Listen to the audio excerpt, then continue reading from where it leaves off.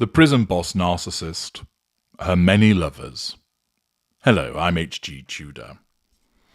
I introduced the Prison Boss Narcissist to you some time ago in relation to a lady called Sheree Spencer, who made her husband's life a living hell with regard to the devaluing abuse that she put him through.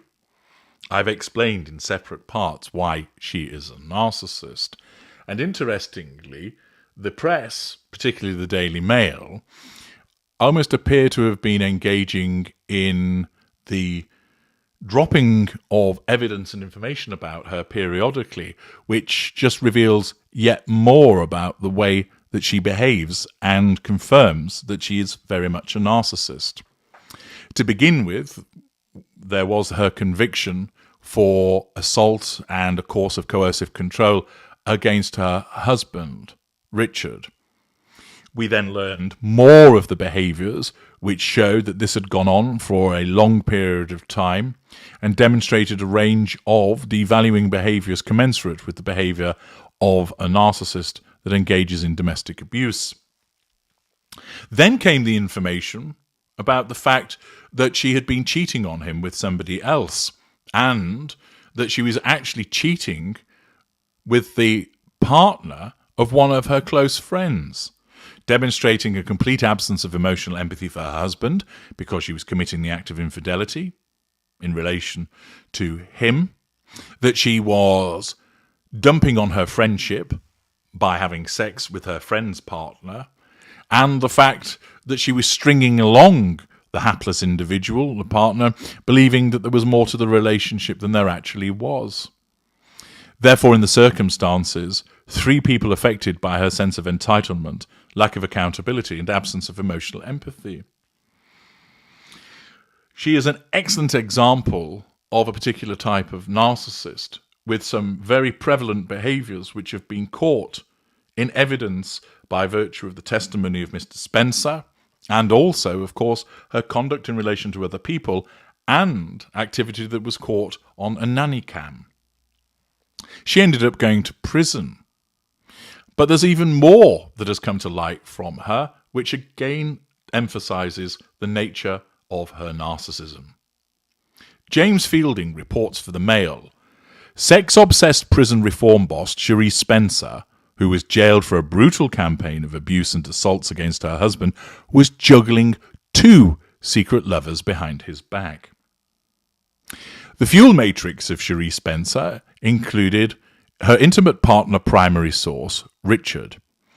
He was easy to control. She bullied him, intimidated him, used physical violence against him.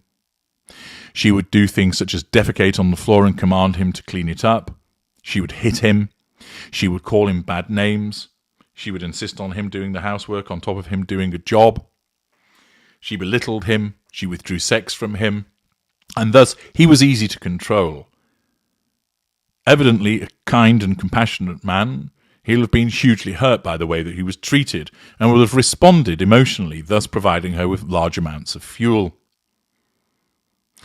He earned good money, which enabled them to have a large house and a decent lifestyle, which was a residual benefit. She also had the facade of the supposedly idyllic marriage. And thus, she was able to continue to abuse this man whilst secure the prime aims from him as the intimate partner primary source as he experienced a sustained devaluation. Nevertheless, typical of many narcissists, and her as a somatic narcissist, you can see as a consequence of pictures from the other videos that she would take pride in her appearance, that she was highly sexualized, that she had expensive tastes, that she liked to show off. She was very much a somatic narcissist. And in the circumstances, this led to her to use sex as a means not only to control her husband, by no doubt granting lots of sex in the beginning and then withdrawing from it, but also having sex with other people outside of the marriage. The article explains sex-obsessed prison reform boss Sheree Spencer, who was jailed for a brutal campaign of abuse and assaults against her husband Richard, was juggling 2 secret lovers behind his back. During her 20-year reign of terror, Sadistic Spencer, 46, was captured on nanny cam, attacking cowering IT worker Richard, 47, with wine bottles, carving knives and kitchen forks. Police received 36 shocking video clips, 9 phone audio recordings and 43 pictures of injuries as evidence before she was sentenced to 4 years at Hull Crown Court in March 2023. A source close to Spencer has told the Daily Mail that unbeknown to her husband, Richard, father to their 3 daughters, she was having an affair with her best friend Caroline Grant's partner, baker Adrian Taylor, age 52, and a second married lover in Dublin called Paul. Spencer also told her lovers, who were unaware of each other, compartmentalisation, that she intends to revert back to her maiden name McCann on her release and go brunette so she won't be recognised. Prior to her arrest, Sheree and her secret second lover met up in hotels in London and York close to her marital home, and she bragged to friends he was her friend with benefits. So she wasn't exactly subtle about the fact that she was conducting an affair. She was belittling her husband, not directly in relation to this, but belittling him by telling friends that what was going on. The gentleman she was having an affair with was so infatuated with her, he offered to leave his wife for her, interference in relationship, and give her £10,000 towards her legal bills, residual benefits. Friends of Richard, who according to the judge had been the victim of the worst case of controlling and coercive behaviour she had ever seen, say he was alerted to the affairs by a former friend of Spencer following her sentencing. The friend, who declined to be named for fearing reprisals from her on release, sent Richard a detailed letter outlining the affairs. Thus, a friend blabbed about Sheree Spencer's infidelity. The friend said, "Sheree might be behind bars, but she's not a person to get on the wrong side of. It was an open secret among her circle that she was seeing Adrian and Paul at the same time. After everything she put Richard through, he deserved to know the truth. Caroline was furious with Sheree for stealing her partner after she opened up her home near York to Sheree when her marriage to Richard was crumbling. Adrian is infatuated with her and has been visiting her at Askham Grange, an open women's prison in North Yorkshire. There is an excellent example of an individual who has become infatuated with a narcissist, that notwithstanding the fact that she's been convicted of violent offences against her husband, the fact that she has repeatedly cheated on her husband, the fact that she has ended up in prison, he still wants her relationship with her.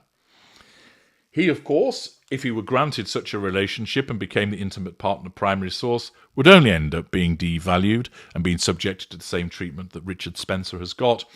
But that individual clearly believes that somehow perhaps Richard deserved the treatment that he got, that somehow he will fare better, that he's more of a man, that perhaps Richard was a wimp and didn't fight back, that he wouldn't allow her to treat him in that fashion.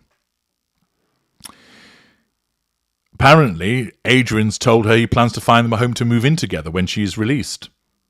The friend says she doesn't really love him, correct, and just uses him for money and sex, the same as Paul, both of which, of course, are residual benefits. Paul has told Sheree his wife isn't in the same league as her. Sheree uses sex to keep them wrapped around her little finger. As you know from my work, sex is a major weapon of mass seduction. All she wants is someone to spoil her when she gets out. She's vowed to change her name back to her maiden name McCann, or a complete change altogether so people won't recognise her in the street, nullification of threat to control by changed identity. The video evidence used to convict Spencer was shown on Channel 5's shocking documentary, My Wife, My Abuser, The Secret Footage. She had claimed Richard was the abuser, threatening to go to the police. Projection.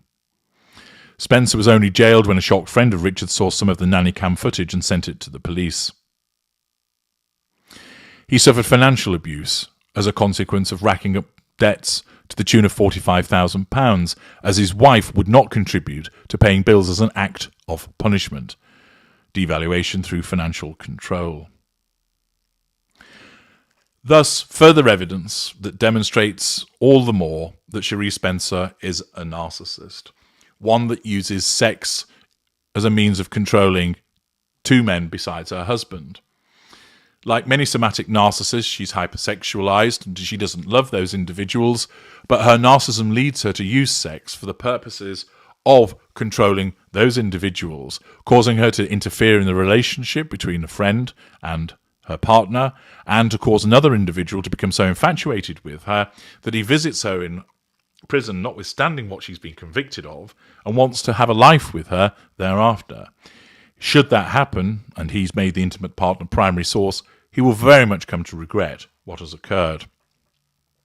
But this is an excellent example of this violent somatic narcissist, one who operates with a sense of entitlement, that finds it amusing to tell her friends that she's cheating on her husband, underpinning the fact that she has no emotional empathy whatsoever. But of course, once again, the lower evolved narcissist that she is comes unstuck, because as a consequence of trying to assert control over the friends by bragging about the fact that she's got 2 further men on the go besides her husband, one at least disapproves to the extent of telling her husband about what was going on, and thus she becomes exposed.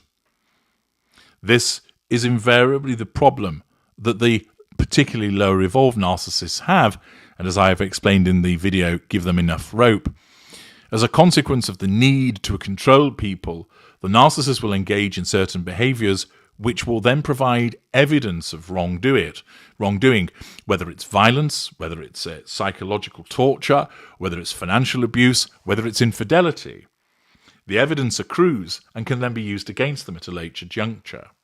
This was the case with Sheree Spencer, demonstrating that her method of control was fairly rudimentary, that she thought that bragging to her friends about having 2 men on the go besides her husband would be something that they would also find funny, showing that she doesn't understand people because of a lack of emotional empathy, and that somehow that people would be admiring her for her prowess in that regard.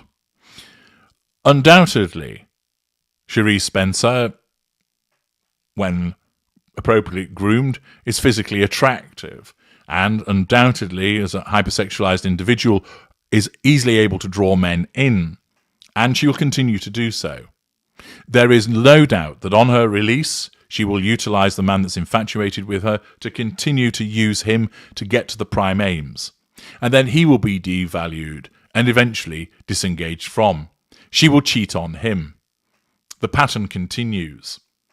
Notwithstanding the fact that this woman has been exposed in a national newspaper, and of course she seeks to nullify the threat to her control by that exposure through changing her name and seeking to change her appearance, there still will be people that will be aware of what she has done, but she will still be able to find new victims. She'll still be able to hunt down men, draw them in utilizing sex, and she'll continue to mistreat them because she cannot help what she does, because she's driven by her narcissism. That isn't to make an excuse for her behaviour, but it's simply to explain that she will not change.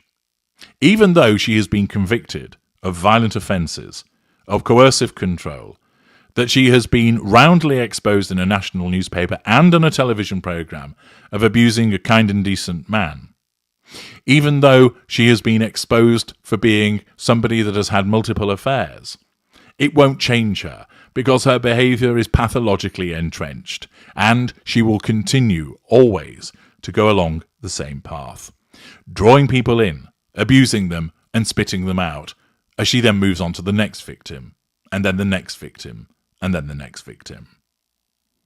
I'm H.G. Tudor. Thank you for